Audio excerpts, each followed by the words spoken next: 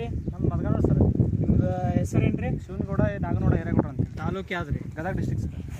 ಇದು ಕಡ್ಲಿಗೆ ಏನು ಸ್ಪ್ರೇ ಮಾಡಿರಿ ಸರ್ RPS ಅಂತೇಳಿ ನಮ್ಮ ಅಮ್ಮಾರು ಹೇಳಿದ್ದೆ ಸರ್. ಹ್ಞೂ ರೀ. ಅದನ್ನ ಸ್ಪ್ರೇ ಮಾಡಿವಿ ಸರ್. 2 ಟೈಮ್ ಸ್ಪ್ರೇ ಮಾಡಿವಿ. 2 ಸತ ಸ್ಪ್ರೇ ಮಾಡಿರಿ. ಸ್ಪ್ರೇ ಮಾಡಿಂದ ನಿಮ್ಗೆ ಬದಲಾವಣೆ ಭಾಳ ಚೇಂಜಸ್ ಆಗೈತೆ ಸರ್. ನಾವು ಈ ಥರ ನಮ್ಮ ಹೊಲದಾಗ ಕಡ್ಲಿ ಈ ಥರ ಬೆಳೆದಿಲ್ಲ ಸರ್.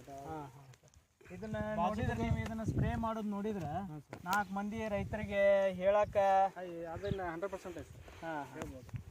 ಅಂದ್ರೆ ಇನ್ನೊಂದು ನಾವು ರೈತರಿಗೆ ಬಂದು ನಾವು ಜಸ್ಟ್ ರೈತರು ಜಗ್ ಮಂದಿ ಕೇಳ್ಯಾರ ನಮಗೆ ಯಾವ್ದು ಹೊಡೆದು ಏನು ಅಂತೇಳಿ. ಇಲ್ಲ ಈ ಥರ ಎಣ್ಣೆ ಬಂದೈತೆ RPS ಅಂತೇಳಿ. ಅದನ್ನ ನಮ್ಮ ಅಮ್ಮಾರು ಹೇಳಿದ್ರು ನನಗೆ. ಇದು ಹೊಡಿಯೋದ್ರಿಂದ ಪೂರ್ತಿ ಆರ್ಗ್ಯಾನಿಕ್ ಐತ್ರಿ. ಇದು ಕುಡಿದ್ರು ಏನಾಗಂಗಿಲ್ಲ, ಕೆಮಿಕಲ್ ಇಲ್ಲ, ಭೂಮಿಗೆ ಒಳ್ಳೆ ರಿಸಲ್ಟ್ ಬರುತ್ತೆ, ಭೂಮಿ ಹಾನಿ ಆಗೋಂಗಿಲ್ಲ, ಕಾಳು ದಪ್ಪ ಆಗುತ್ತೆ, ಹೂ ಪ್ರಮಾಣ ಹೆಚ್ಚಿಗೆ ಆಗುತ್ತೆ. ಇದು ಹೊಡೆಯೋದ್ರಿಂದ ಎಲ್ಲ ಒಳ್ಳೆಯದಾಗುತ್ತೆ. ಸರಿ ಸರ್. ಆಯ್ತು, ನಾವು ನೆಕ್ಸ್ಟ್ ಟೈಮ್ ಕಂಟಿನ್ಯೂ ಇದನ್ನು ಮಾಡ್ತೀವಿ.